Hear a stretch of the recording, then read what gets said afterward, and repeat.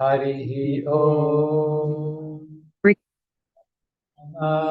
Bhavatu Sahanau Bhunaktu Sahaviryam Karavavahai Tejasvinavaditamastu ma vidvishavahai.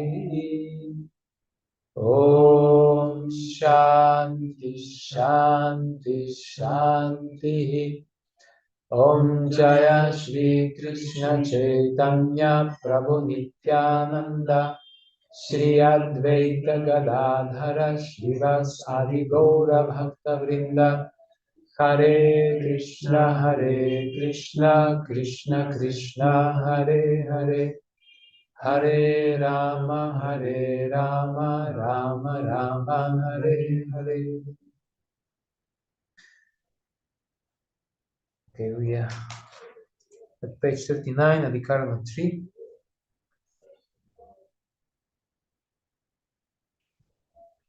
Okay. So the Adhikarana 1 was that every living entity is parts and parcels of God, and it's everyone's duty to cooperate with Krishna by performing transcendental loving service.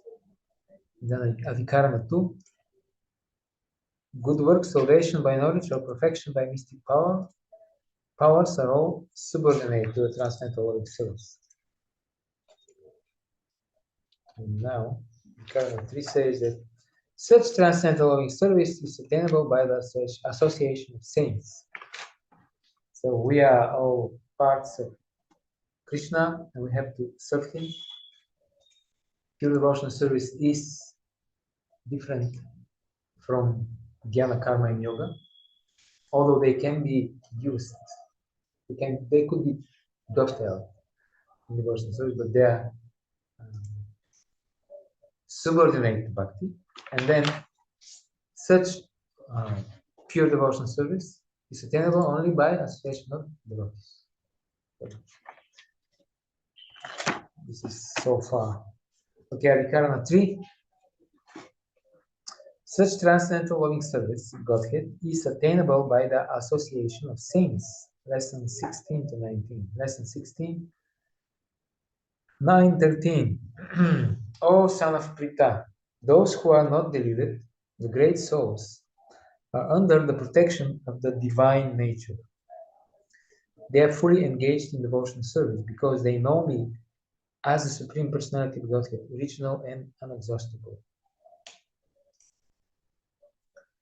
In other words, if we truly know Krishna, then we will be engaged in devotional service, in pure devotional service. Krishna makes this point several times in Bhagavad-gītā. He says that Buddha Bhava Samadhi. Buddha Bhava Samadhi. I think so. If you have buddhi, in other words, then you will develop bhava because you perform devotional service. If you're intelligent, then this intelligence, true knowledge, should lead to bhakti. And if your intelligence doesn't lead you to bhakti, that means it is immature. It's not perfect. Also, Krishna says, Bhavanam Janmanam Ante Jnanavam Mam Prapadinte. Vasudeva Saraniti Samahatma Sudurova. After many births and deaths, those who really have knowledge, who cultivated knowledge perfectly, they will surrender to me. So they're fully engaged in devotional service because they know me as a Supreme Personality of Godhead, original and unexhaustible. So if we truly know Krishna, then we will be ahaitukya pratihada, yatma suprasita. We will be always engaged in bhakti. And then we will be under the protection of the divine potency of the world. Otherwise, we will be kicked around by another divine potency, Durga. It's divine, but the effects are quite different.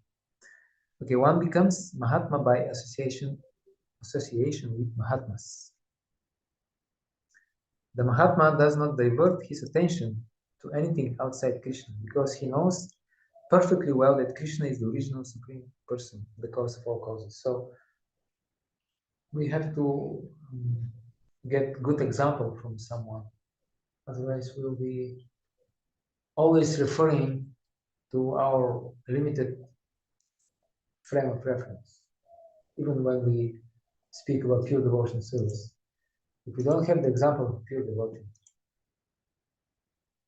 we will speculate what is pure devotion service. Although we might have the definition of Rupa Goswami with all the explanations, still we need to have a example of pure devotee and an association of such pure devotee and pure devotees. Therefore, sometimes the acharyas, they, for example, Bhaktivinoda Thakur, there is this, there is definition of surrender. What is the meaning of the surrender? What are the symptoms of surrender to Krishna? Anukulasya, Marjanam, Pratikulasa Sankalpa. Goptrite. Anyway, there are 6. And first is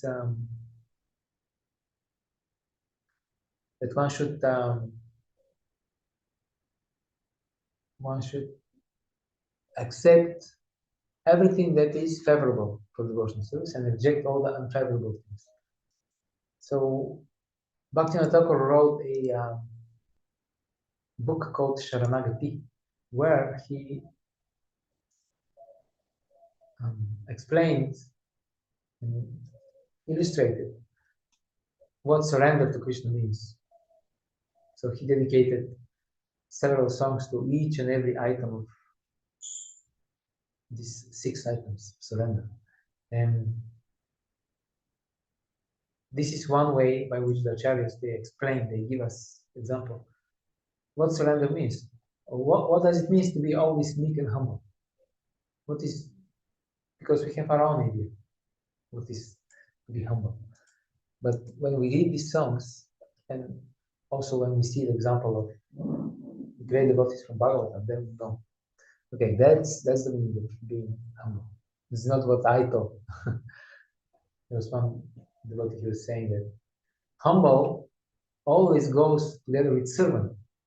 Humble on its own doesn't make any sense. You're just humble, but you don't do any service. You just stay like this. But if somebody asks you, could you please bring some water? No. That means I'm too humble because I might do something wrong. So the idea is that therefore we need this association with Mahatmas. We need to see how they act. Therefore, Krishna answers. Arjuna asked this question in Bhagavad-gītā. What are the symptoms of a person who is Chitta Pragya? How does he walk? How does he talk? How does he sit? We need this example. And by the association with such Mahatmas, then we can also become Mahatma. There is no doubt about it. Such a Mahatma, or great soul, develops through association with other Mahatmas, pure devotees.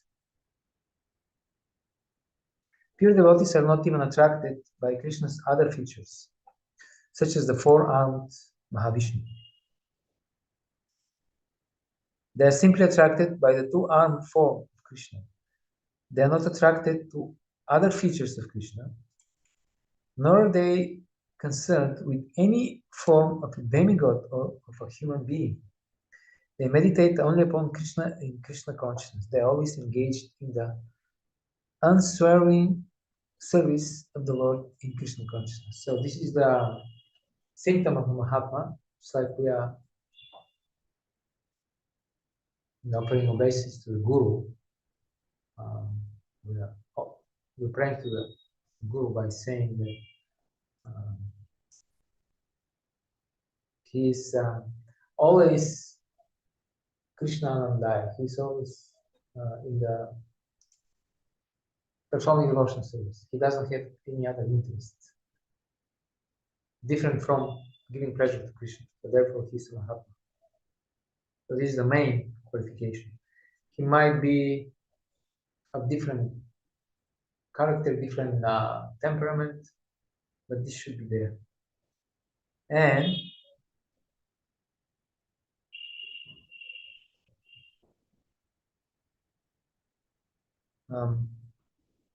so they are not attracted to other features of Krishna. That means they are not attracted to what? What are these other features of Krishna? They are simply attracted to the two-armed form of Krishna. They are not attracted to other features of Krishna. Different avatars? Yes, and these different avatars, they are usually connected to different features, like Aishwarya.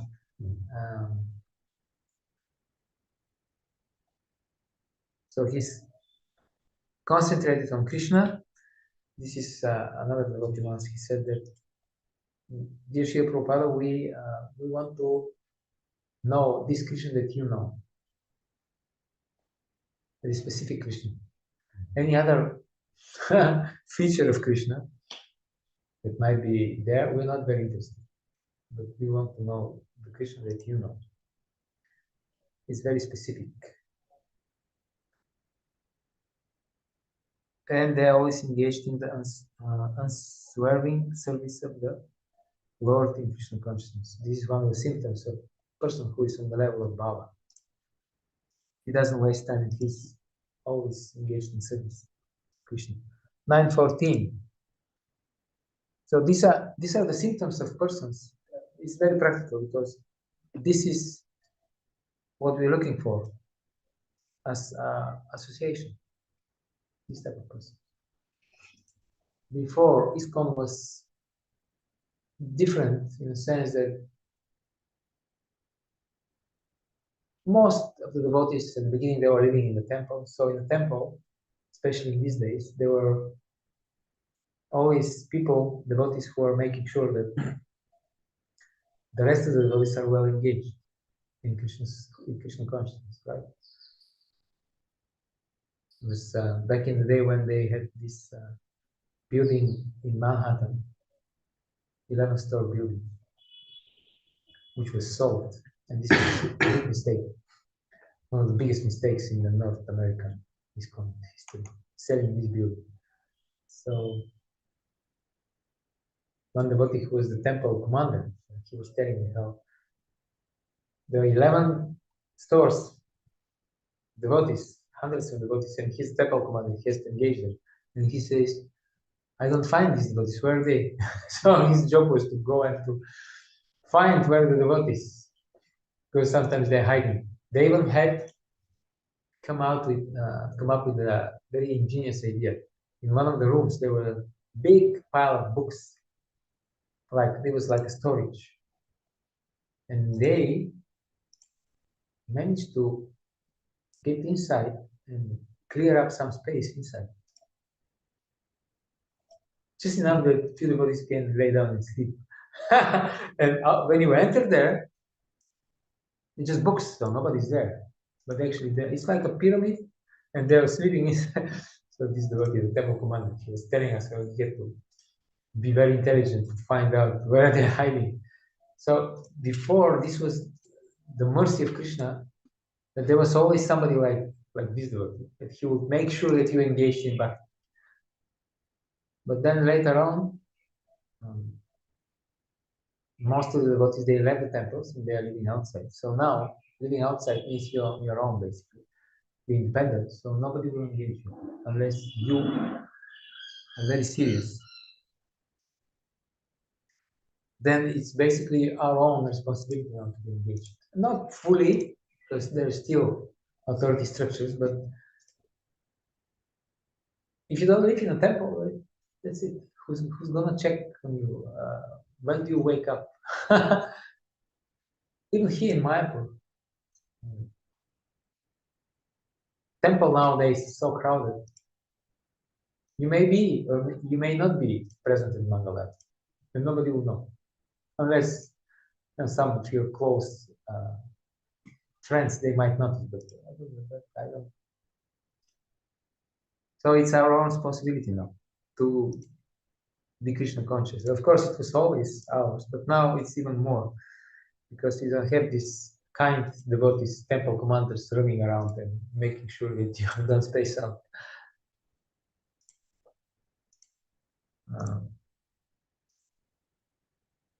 Okay, 9:14. Always chanting my glories,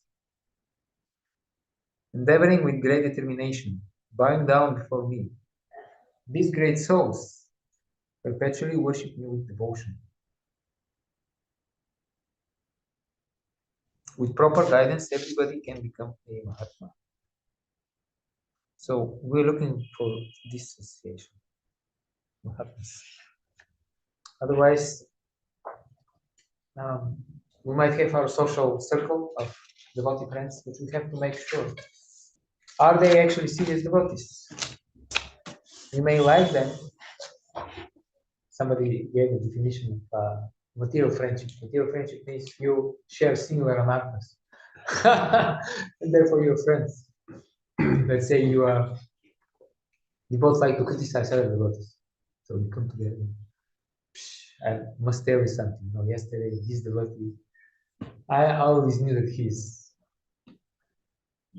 This is your, if this is your sangha, that's not good. We have to find good association of serious devotees, and if, of course they have to be also like-minded and affectionate. But that's very important, and it's our own responsibility now. Nowadays, you have to find this proper sangha.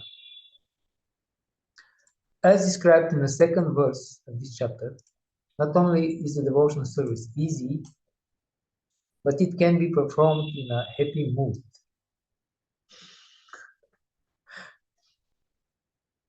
It can be. Somebody once said that Prabhu, devotional service is not a hard labor. Because this devotee, apparently he was always like morose. It's not supposed to be hard labor. It's supposed to be performed it's supposed to be easy, performed in a happy mood. One does not need to undergo any severe penance and austerity. In our temple in Brooklyn, we have one devotee, he has a device. Have you seen this? It's like, it's almost like you're standing on needles. It's some type of Chinese acupressure thing that it's almost like nails, you know, and it's like this 2 steps, and you have to stand there, and then pressing your. So Kadamba Kanama was giving class one day in temple. He said, "You don't have to perform this severe penance. You don't have to stand on needles or nails." Yeah, of course, what they're doing it will help, and sometimes it helps also when you're too sleepy. Then when you step there, you you wake up. So no need of severe penance and austerity. Why? It is explained in Nectar of Devotion that if you perform this unauthorized tapasya, then you become very hard-hearted, and it's not recommended for bhakti. Because in bhakti we have to become soft-hearted. So this is one of the characteristics of advanced devotees, is that the heart is so soft that it is easily melted by Krishna conscious emotions. You start chanting Hare Krishna and your heart melts immediately. Not very often, you don't see this, you don't experience this, but this is what's supposed to be. And when you perform tapasya, unauthorized tapasya, then the heart, on contrary, becomes very solid, because you think, oh, why I should be compassionate? I took so much pain, so everybody should be like me. They should also perform tapasya. You fast on today's Ekadashi, right? You fast on Ekadashi, then you are upset that the devotees like to overeat on Ekadashi very much. Sometimes, some devotees. But you think, wow, why, look at them. I'm fasting and they're eating, it becomes hard. Not that one shouldn't fast on Ekadashi, but it can lead to this. Just an example. So the heart should be soft, not sentimental, but soft. Otherwise, in Bhagavatam, we know this verse that, what was this verse? This heart is framed in steel, in iron, which doesn't melt even after you chant the holy name with concentration. And the tears don't come out. So he can live this life in devotional service, guided by an expert spiritual master. And in any position, either as a householder or a sannyasi or a brahmachari, in any position and anywhere in the world, he can perform this devotional service to the Supreme Personality of Godhead and thus become actually a Mahatma, a great soul. So it is open to everyone. We don't discriminate against high or low, men, women, even children, even animals can perform bhakti. Of course, animals, they have problems that they for them it's difficult to be stable. Okay, 10.8. I am the source of all spiritual and material worlds. Everything emanates from me. The wise who perfectly know this engage in my devotion service and worship me with all their hearts. By proper association, everyone can understand Krishna. So this is similar to the previous point. With proper guidance, everybody can become a Mahatma.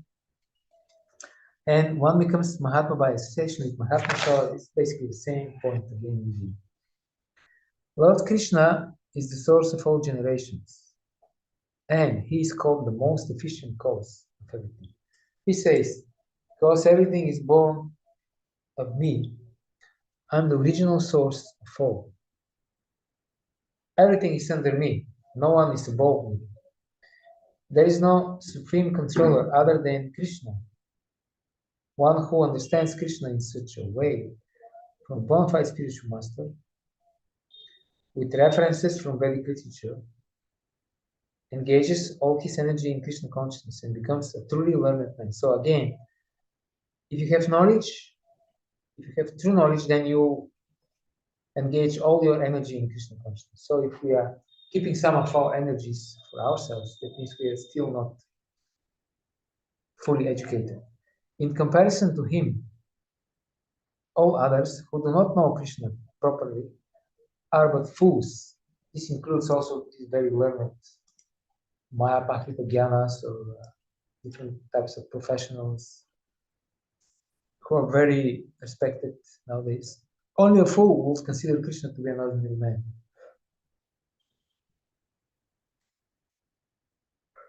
A Krishna conscious person should not be bewildered by fools, should avoid all unauthorized commentaries and interpretations on Bhagavad-gītā and proceed in Krishna consciousness with determination and firmness. That this includes all these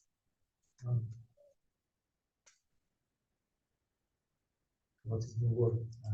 Indologists. Of course, not all of them, but all of them, all those who claim that Krishna is just an ordinary person. There was once I read a book. Actually, I didn't read that book. I just read part of the introduction. That's why it's good to read introductions of books. And the author was saying, it was a book on Bhagavad-gītā. So the author was some former devotee or something. Former devotee who became a scholar. And he was saying something like, is Krishna a real person? Or did he really existed as a real person? Or is just some kind of mythology? Or is he actually the Supreme God? And he says, it doesn't matter. I don't care. And it doesn't matter. The important thing is that his teachings work. They actually work. So I just closed the book. I think I gave it away to some acquaintance of mine that he was a Buddhist. So I gave it. Yeah. So we don't read books written by such non-believers, faithless people. So Krishna is who he is, and it's not up to us to speculate. It's not our job. So 10.9. The thoughts of my pure devotees dwell in me. Their lives are fully devoted to my service, and they derive great satisfaction and bliss from always enlightening one another and conversing about me. When a devotee try to enlighten us about Krishna consciousness, we should be very thankful. If somebody comes, like there was one devotee, he comes very often and tells you, "Wow, you know what kind of, do you know what I read yesterday in Bhagavatam?" So he's very inspired to share. So we should welcome it. Sometimes devotees don't welcome it. They think, "Wow, you are all this you want to share.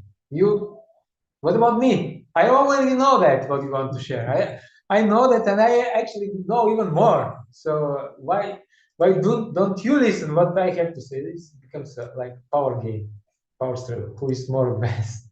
No, we shouldn't play these stupid games. If devotee wants to share his realizations, we should welcome this. It's Krishna's mercy. This devotee actually can share something that will save our life, will inspire us.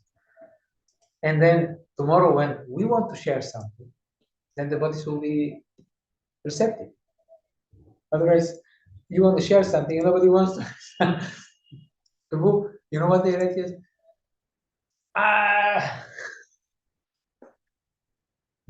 What kind of song is this? So therefore, Krishna gives this verse,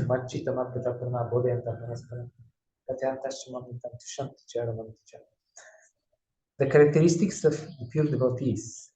Did we miss the? No, the footnote is still there. Pure devotees, whose characteristics are mentioned here, engage themselves fully in a transcendental loving service of the Lord. Their minds cannot be diverted from the lotus feet of Krishna. In Madhura Kadambini, there is a description of different grades of devotees, and there's, I think, about Ruchi or Sakti, one of these levels. I think for the Ruchi. The level of Ruchi, very strong spiritual taste. Of course, we have Ruchi from the very beginning, but it is not worth it. It's not worth the name. So only when it reaches certain maturity and intensity, then we call it Ruchi. But we have spiritual taste from the very beginning. Otherwise, why are we engaged in bhakti? So Vishwanath Chakravarti Thakur explains that for the advanced devotees, even if so happen that their mind is diverted to a material thing, material thought, it can happen even if you're on this level. But then the mind automatically turns back to Krishna without endeavor, just nature. And in our case, it is the opposite. Even if we, by good fortune, by Krishna's mercy, even if we manage in the morning to chant few good rounds, this is already few good rounds. Can you imagine? You can hear each and every holy name, and you can keep this for a few rounds, 3, 4, 5 rounds.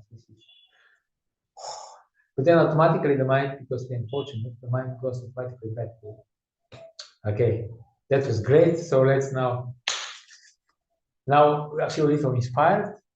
So let me again think about this mundane stuff. So this is the difference. Of course, we shouldn't despair. We should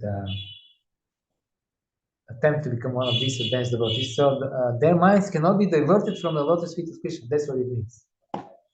Cannot be. Their thoughts are solely on the transcendental subjects. The symptoms of the pure devotees are described in this verse specifically. Devotees of the Supreme Lord are 24 hours daily engaged in glorifying the qualities and pastimes of the Supreme Lord. Their hearts and souls are constantly submerged in Krishna, and they take pleasure in discussing him with other devotees. When Lord Chaitanya and Ramananda Raya met after their initial discussions. Mahaprabhu just told Ramananda Raya, you should leave, just leave this place and come. And he was a high grade official, Ramananda Raya. He was governor. So Mahaprabhu asked him, just give up this job and come. Let us live together in Jagannath Puri and just this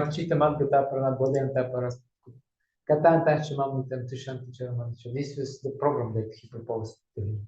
Just come and we will spend the rest of our lives very happily discussing Krishna. That's all your ambitions, everything. You know, nowadays people want to achieve different things. Mahaprabhu's ambition was just, I want to spend the rest of my life. Of course, the life is eternal, and this is the Supreme Lord, so it's eternal pastimes, but the manifested pastimes. I just want to spend my time with few close friends discussing about Krishna. How about this as a program?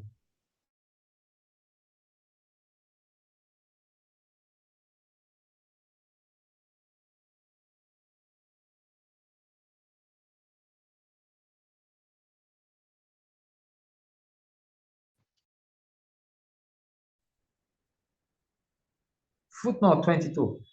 This deep satisfaction experienced in the association with pure devotees.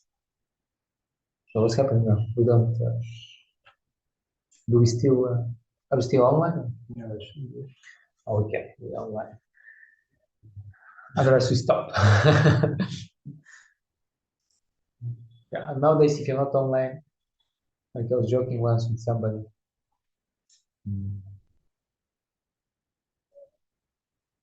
Let's say we make a harinam,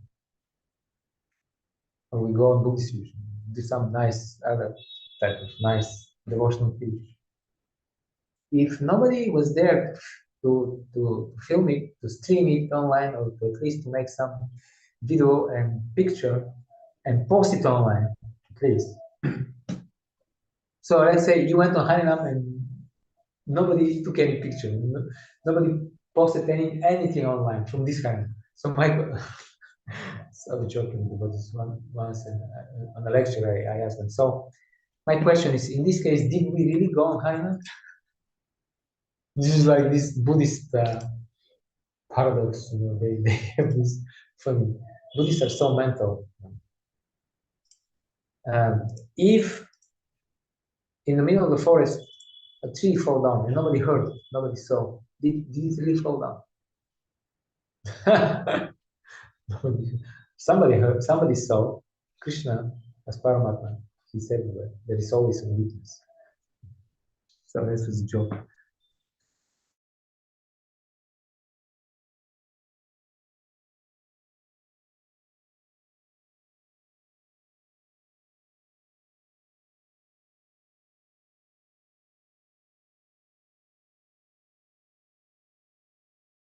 Even if nobody knows, you know, nobody will praise us. Okay, this deep satisfaction experienced in the association of pure devotees changes the heart of the materialistic devotee and inspires him to take up the process of pure devotional service. Okay, in Srimad Bhagavatam 11.3.30 it is stated, one should learn how to associate with the devotees of the Lord by gathering with them to chant the glories of the Lord. This process is most purifying. As devotees thus develop their loving friendship, they feel mutual happiness and satisfaction. And by this encouraging one another, they are able to give up material sense gratification, which is the cause of all suffering. So this is the secret. That's how it happens. Sometimes we are wondering, years after years, why I cannot give up these bad habits, even I'm chanting. So this is the answer. We have to learn to associate with the devotees, and then we will become purified. So how exactly this happens? Purport. According to Srila Sridhar Swami, Those who advanced in Krishna consciousness should not envy one another or quarrel among themselves. So this is what we are talking about before, referring to this verse, Marchita. When somebody tries to enlighten us, we shouldn't be envious. We should just accept this.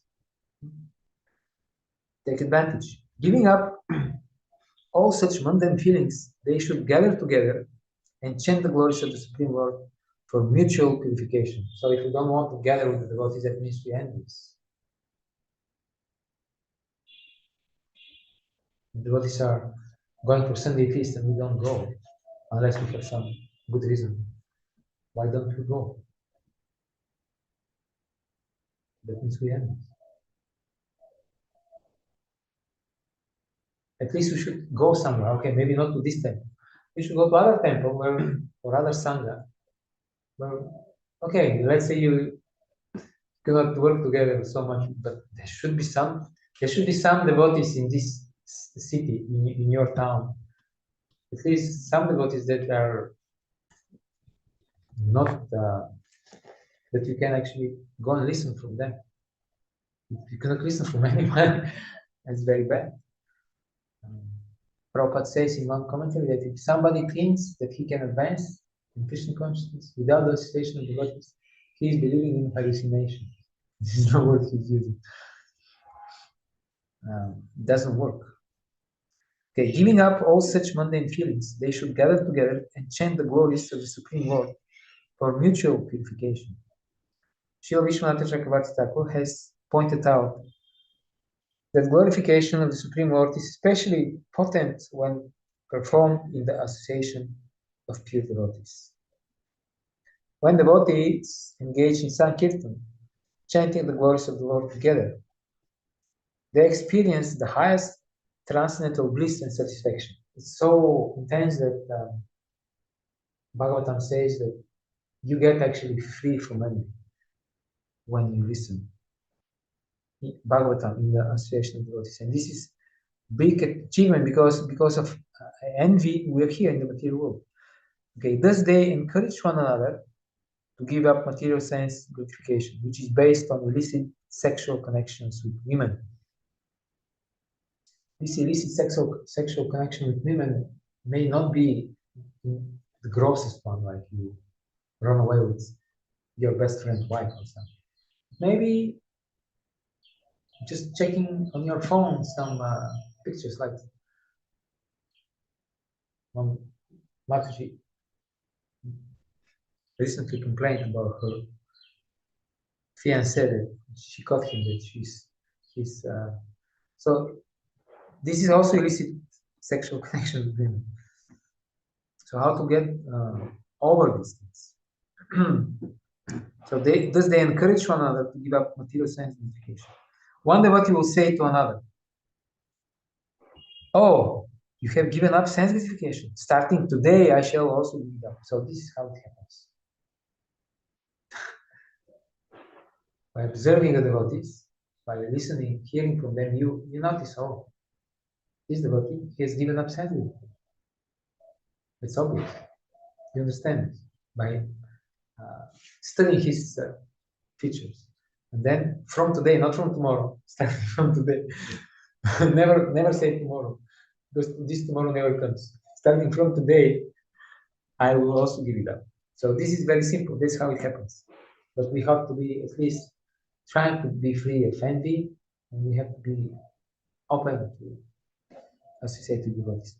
One should learn to increase one's love for the devotees, to satisfy them, and to give up sense objects unfavorable to serving Krishna. So increase one's love for the devotees. We have some love for the devotees, which now we should increase our love for the devotees. Good way to do that is by learning to be grateful. There's so many devotees who did so many things for us in the past, facilitating our spiritual advancement. So even if somebody did something very small, we should never let him forget this. This is very true. Don't let him ever forget that he did something for you, that you are indebted to him. feel gratitude.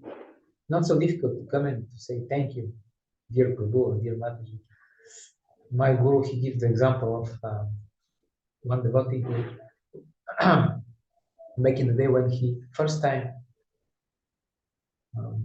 went to the Hare Krishna temple in New York,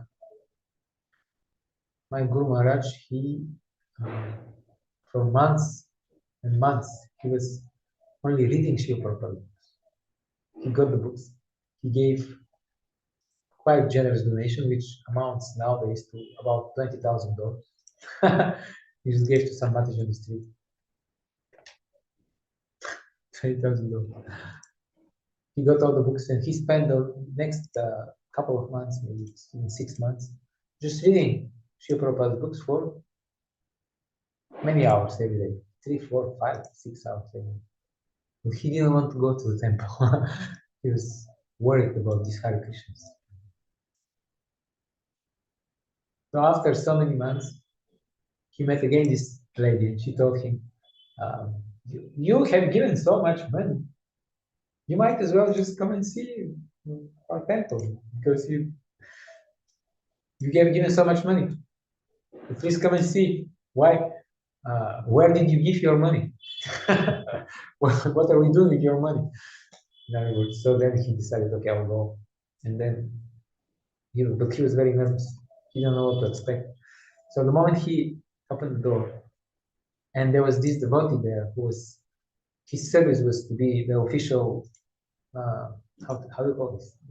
He's greeting the guests for the Sunday feast. Receptionist, yeah, okay, that's it. So immediately when Maharaj entered, and this devotee said, welcome, brother, welcome. You have come to the right place.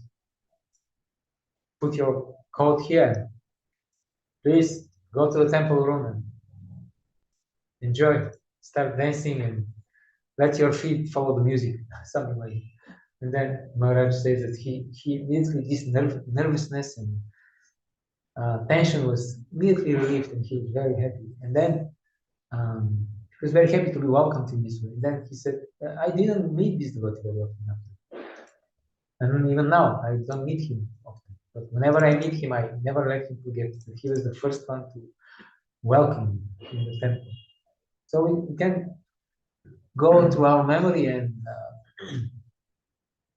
try to see, to appreciate the devotees and say thank you. And in this way, we'll gradually get free of all envy. In the material world, nobody wants to be indebted.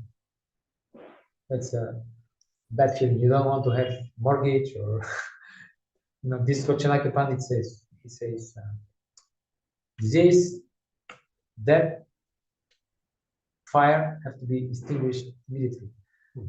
But the spiritual indebtedness is something that we always want to acknowledge. And yet this is the way how to do it. Another, but the devotees don't do it very often. Well, that's a very sweeping generalization. Some devotees don't do it, so it is something to think about. Maharaj gave another example. He was going to pick up his lunch from someone, from a lady, from a devotee, Mataji, but because there was nobody at home, he was not to take lunch there, because this Mataji was alone, so it's not proper for sannyasi. But she just went there to pick up. She cooked and he would just pick it up and go and eat somewhere else. So he opened. So this lady opened the door, and then Maharaj looked inside and he complimented this lady. She said, "Wow, looks so clean. Your house is so clean." And this lady started crying, burst into tears. Maharaj said, "No, I didn't know what to do."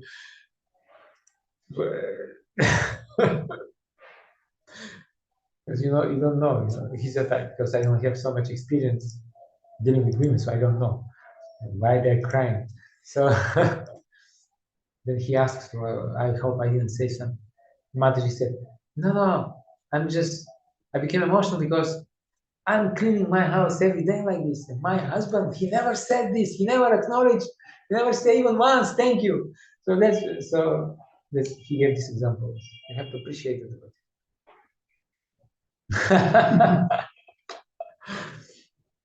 In the brahmacharya ashram, in the grihastha ashram, in all ashrams, you have to appreciate it. And when we appreciate the devotees, they become encouraged.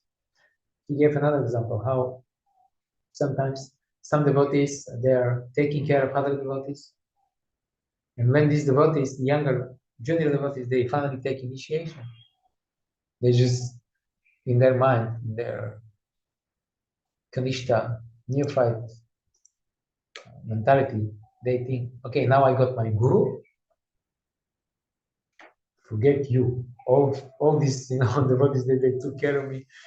The guy who distributed books to me the first time, the one who welcomed me in ashram, that trained me up, screw you. Now I have my guru. It's very discouraging for if you do this. Anyway, so we opened this discussion for a while, but I think it's an important point. So one should learn to increase one's love for the devotees by being grateful, by recognizing, by acknowledging everything they did for him, to satisfy them and to give up sense objects unfavorable to serving Krishna. And one should learn to view the entire universe as paraphernalia for the Lord's service.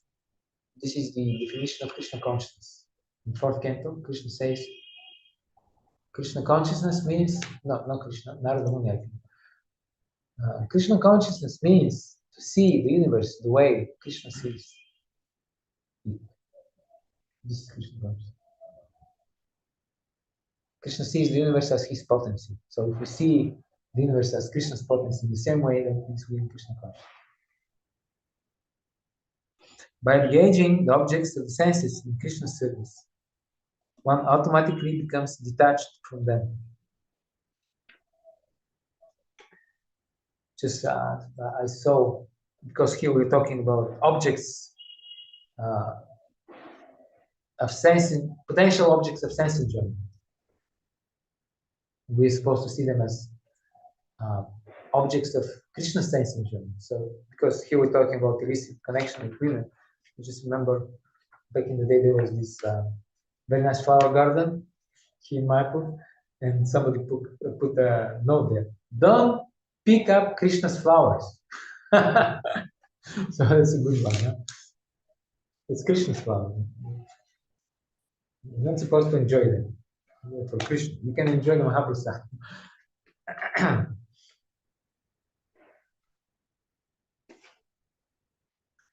By engaging the objects of the senses in Krishna's service, one automatically becomes detached from them. And as one passes one's days in the association of the Lord's devotees, one's transcendental ecstasy increases more and more through discussions about the topics of Srimad Bhagavatam and Bhagavad-gītā. Once I was not, back to this previous, I was not so experienced in maybe after a few months in the Krishna consciousness, in the Hare Krishna movement. I saw some flowers in the temple, and like normal karmic, I wanted to enjoy them. And one devotee, he saw my intention. I didn't see him because he was behind me, but he saw what's happened. He saw this, Kanishta neophyte. He saw the flowers and he wants to smell them. So he ran from the other side to the temple. He slapped my back like,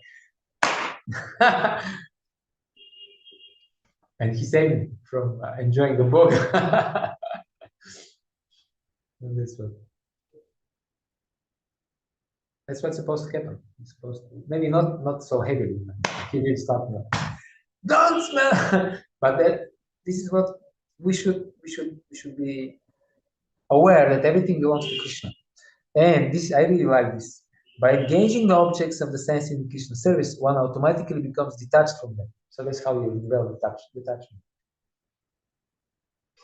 Therefore, one who wants to be free from the harassment of Maya in the form of sense gratification must constantly associate with pure devotees of the Lord who have no engagement other than chanting and hearing the glories of the Lord and carrying out his mission on earth. So do we really want to do that?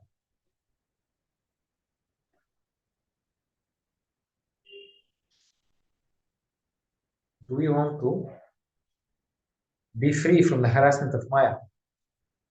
We want, yes? But here, next word, in the form of sense gratification. So we don't want to be harassed by Maya, but it is in the form of sense gratification. Then we're not so sure something. Maybe, but then we must constantly associate with pure devotees of the Lord. So that's another tricky question. Do we really want to be always in the association of pure devotees? Because when we are in the association of pure devotees, then we're just hearing and chanting. That's it, nothing else. Do we can we live like this? You know, I was asking one devotee once because sometimes you see the phenomena that the devotees they marry non-devotee girls. There are plenty of devotee girls in the yatra, but they don't marry them. They marry some non-devotee girls. So I was asking why is this happening? And this devotee said it's very easy because you need some break from Krishna consciousness. If you marry a devotee girl, then she'll be in your case all the time. Prabhu, why are you watching movies? You come after spending 10 hours in the job and then you need some recreation, have some movie, and then she will be in your case. Why don't you chant? Did you finish your rounds? All these terrible questions. Yes, I finished my rounds. Well, then chant more. Chant extra. Today's Ekadashi. And then you are stuck with this devotee girl. Hopefully she's pure devotee. She will make sure that, because women are very dharmic, so for them it's dharma, it's very important, religious duty. The glories of the Lord carrying his mission on earth. Okay. We finish this footnote. So where are we? Lesson 17 or? Yeah, okay. Lesson 17. Only by the mercy of Krishna one can attain to Krishna by association of saints. Okay, so we have to associate with devotees, but still, first of all, we attain this association by the mercy of Krishna. And even once we attain this association, only by the mercy of Krishna, we will be able to take advantage of this association, because we might be disappointed, we might decide that we need better association. So we need the mercy of Krishna. Jiva Goswami, in the introduction to one of his works, I forgot which one, he praises his father. He was nephew of Rupa and Sanatana Goswami, because he was the son of their brother, Anupam, right? So he praises his father. He says, well, he actually praises Krishna. But he says something like,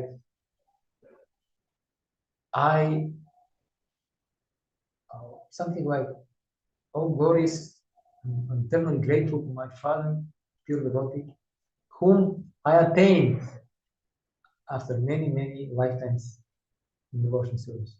I attained this type of father.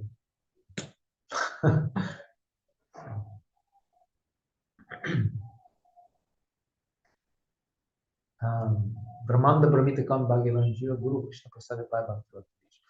So we attain that, and we can sustain this devotee association only by Krishna's mercy. Okay, 11. To those who are constantly devoted to serving me with love, I give the understanding by which they can come to me. To show them special mercy, I, dwelling in their hearts, destroy with the shining lamp of knowledge the darkness born of ignorance. The pure devotee receives Krishna's special mercy. Man can go on speculating for several millions of years. And if he is not devoted, if he is not a lover of the Supreme Truth, he will never understand Krishna or the Supreme Truth. Never. Not maybe, not after a long time, never. Never understand. Only by devotional service is the Supreme Truth, Krishna, pleased. And by his inconceivable energy, he can reveal himself to the heart of the pure devotee. The pure devotee always has Krishna within his heart. And in the presence of Krishna, who is just like the sun, darkness of ignorance is at once dissipated. This is a special mercy rendered to the pure devotee by Krishna.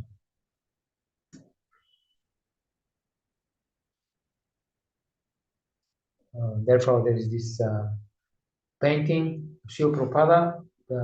He's holding Krishna in one hand. Have you seen this one? It's an old one. Because now we are beginning the Prabhupada Marathon, right? So start thinking about book distribution spontaneously. So he's having Krishna, holding Krishna, and then he's holding this big stack of books. And he says, take these books, go out and distribute them, and when you come back, I'll give you Krishna. That's the idea. Therefore, Bhakti-yoga Thakur says in this song, or Hey Vaishnava Thakur, he says that I'm running after you because you have Krishna. After you, Vaishnava Thakur, and I'm chanting Krishna, Krishna. Okay, footnote 23. So far, no any question, no any. I'm talking already 1 hour here, and nobody says a word. So, shall we play the Lord Chaitanya Sarvabhava Bhattacharya and Lord Chaitanya? Maybe, maybe my explanations are. Maybe you understand very well all these verses, but because they're brilliant like the sun, but my explanations are so clouded that you don't say anything. Because we're full. Or maybe because I'm full. Okay, but now you're gonna start reading at least. So, footnote 23. Sri Prabhupada writes in his purport to Srimad Bhagavatam 9.468. That is the difference between the pure devotee and the so-called learned scholar of Vedic knowledge. The devotees, being always situated in the core of the Lord's heart, surely get all instructions directly from the Lord, as confirmed by the Lord himself in Bhagavad-gītā 10:11. Out of compassion for them, I dwelling in their heart, destroy with the shining lamp of knowledge the darkness born of ignorance. The devotee doesn't do anything not sanctioned by Supreme Personality of Godhead. As it is said, Vaishnavela Kriya Mudra Vijeha Nabujaya, Chaitanya Charitamrita Madhya 23:39. Even the most learned or experienced person cannot understand the movements of Vaishnava, a pure devotee. No one, therefore, should criticize a pure Vaishnava. Vaishnava knows his own business. Whatever he does is precisely right, because he is always guided by the Supreme Personality of Godhead. Yes, so he's in touch with Krishna.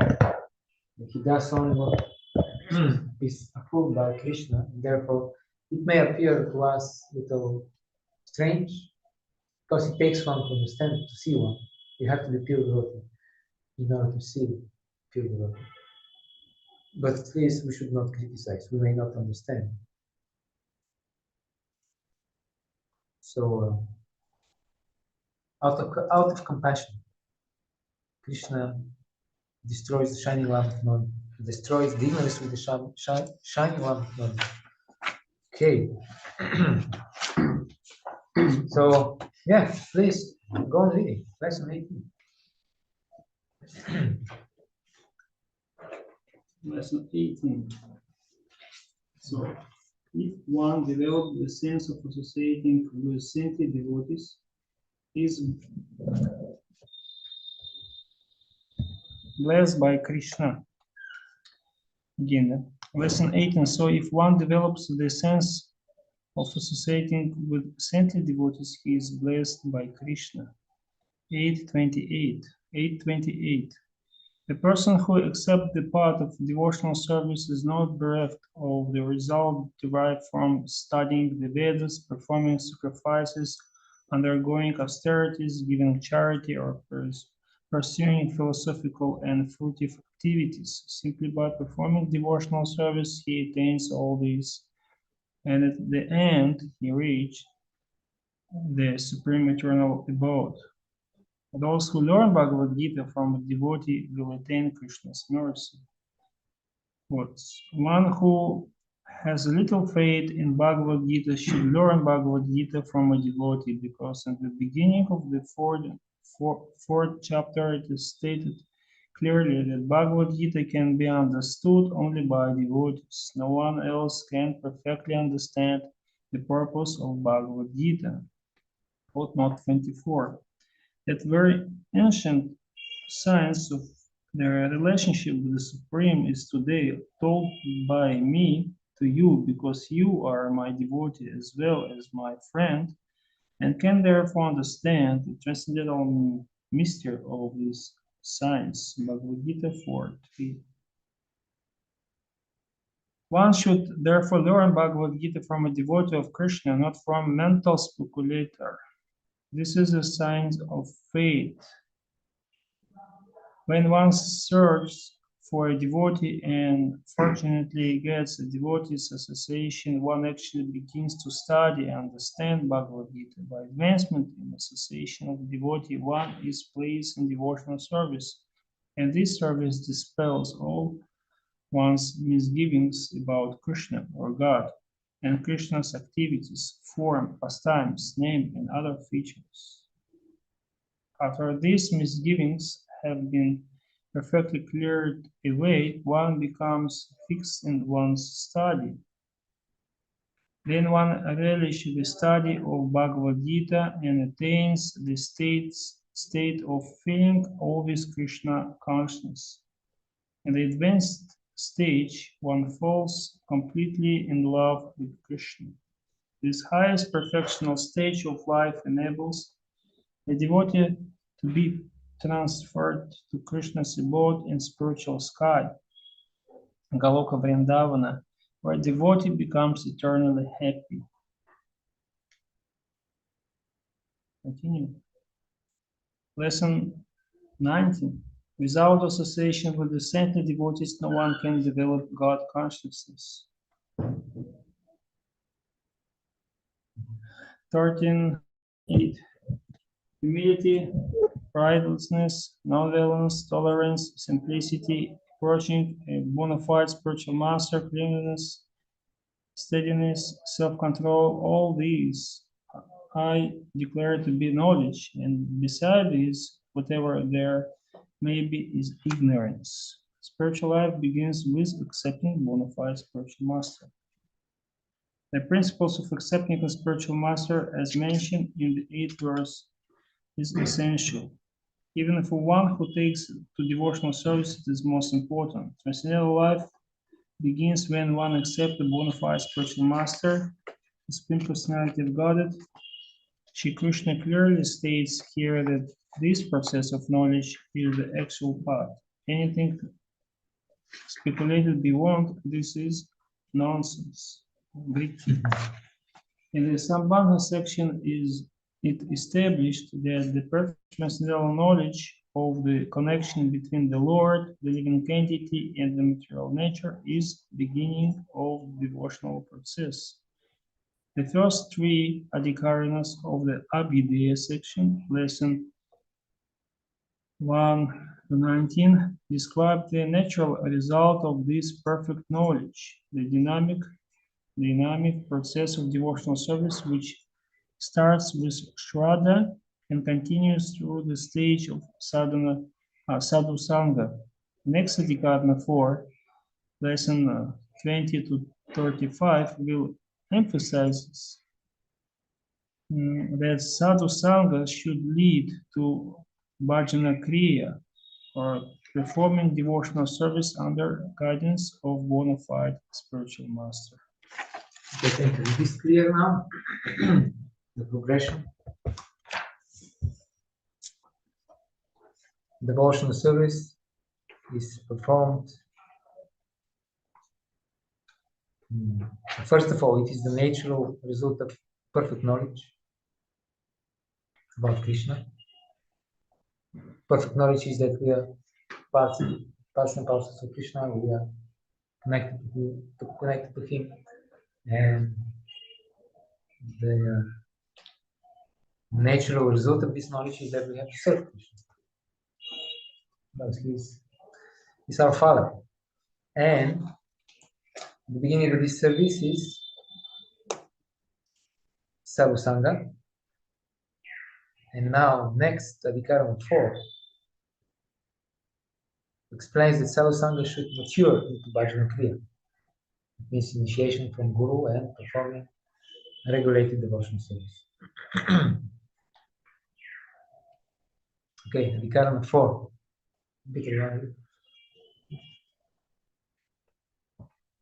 Adhikarana 4. Shri Krishna is the end.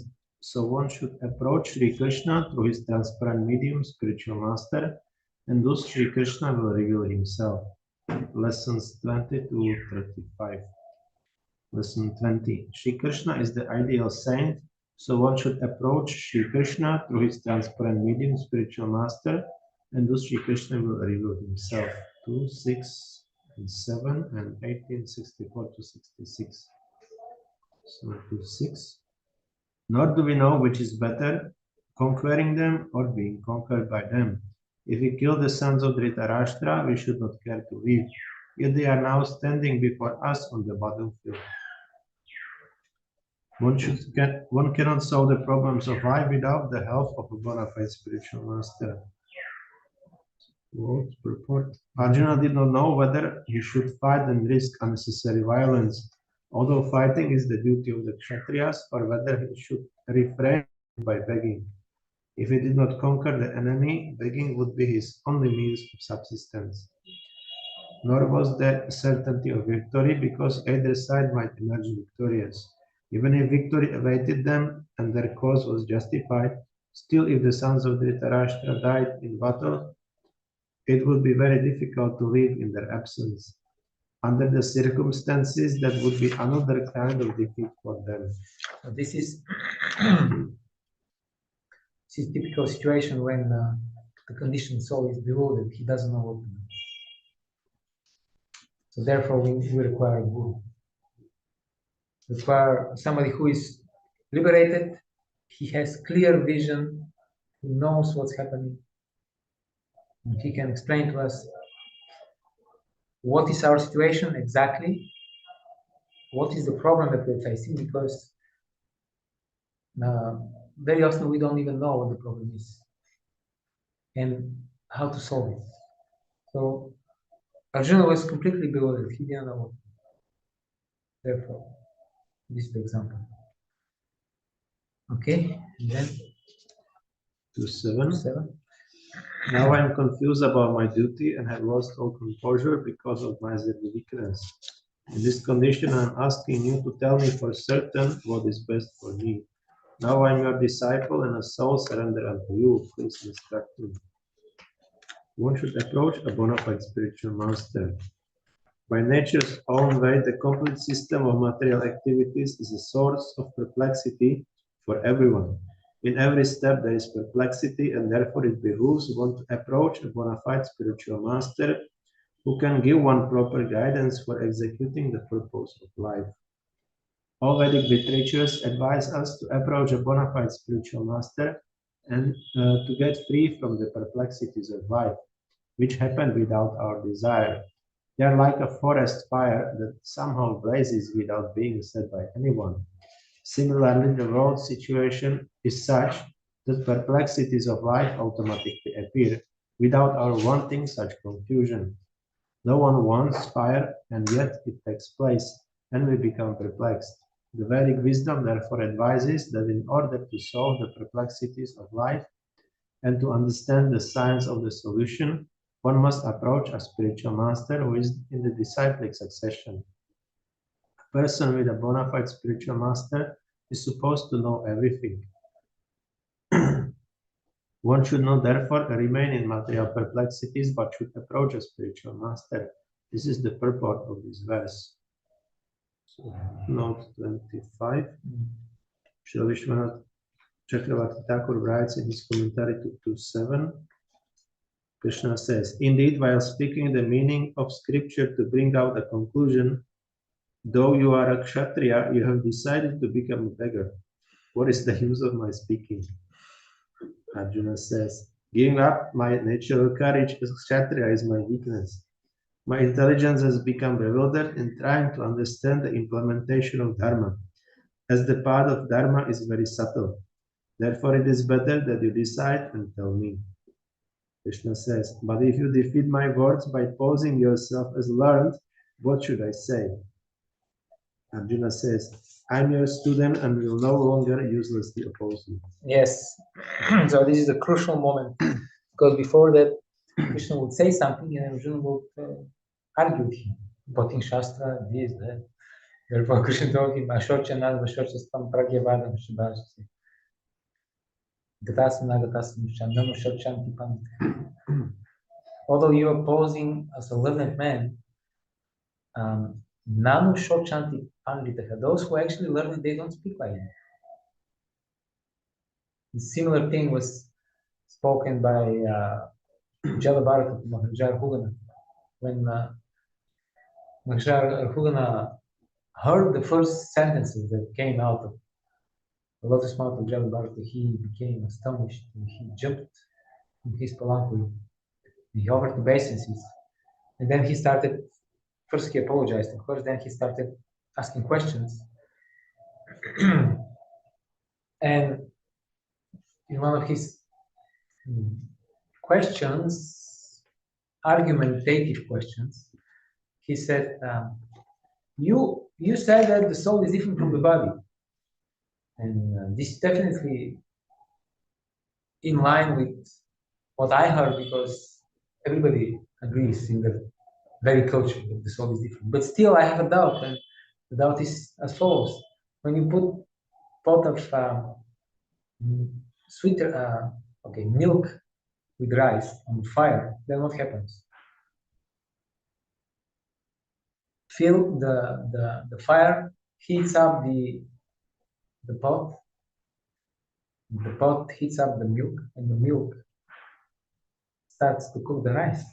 So in the same way, although the soul is inside the body and is different from the body, still it is influenced by the body, because just like the rice, it becomes cooked by the fire, pot, milk, rice. In the same way, the soul feels that he's tired, he feels that he's hungry or thirsty.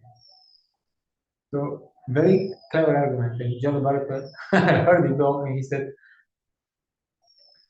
you are posing like a learned man, but those who are learned, they never speak like you. Same way. So that means, in other words, you're a fool. This is, yes. Yesterday I was hearing because of my Guru Maharaj, and somebody was asking questions, and that this is relating to these perplexities. So they were asking if some devotees are practicing and the family is opposing them, so what they should advise to such devotees. Guru Maharaj said that we are in the material world, is meant to have these difficulties. This klesha, that klesha will be always here. So we don't stay here in this world, so we should tolerate these things. Yeah. Yeah, I asked my guru. One of the first things I asked him is, what should I do so that I have a normal relationship with my parents?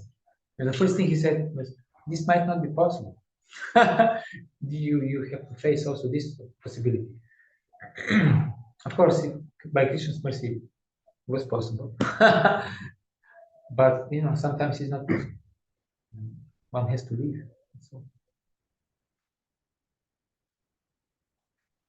So this is the crucial moment when Arjuna stops arguing with Krishna and accepts him as his guru. Otherwise, friendly talk is, in this sense, it's useless. Because friends, therefore, that's why they are friends, because they always can agree to disagree. Therefore, we're friends. But if you accept the guru, then you cannot disagree with your. So think well before accepting him, because once you accept him, then you have to follow. Okay, we'll end up here today. The Briti will read tomorrow. When the Lord is pleased, he imparts the most confidential knowledge through his representative, the spiritual master.